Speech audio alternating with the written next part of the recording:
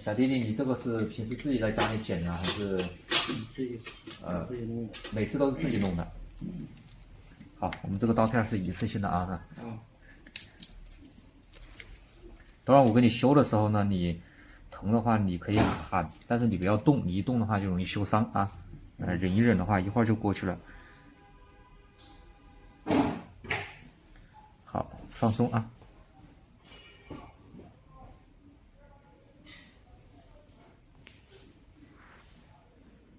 不疼吧？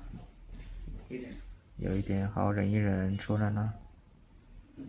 好 ，OK， 出来了。牵的还不是很多啊，但明显的可以看到这里有一个尖尖，这个就嵌进去的指甲的。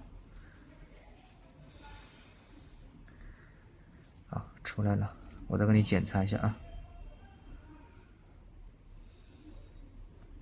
你里面还是有一个发炎的一个情况，然后你这3天之内都不能沾水啊。好，甲沟的死皮呢也没有多少。OK， 我再给你把其他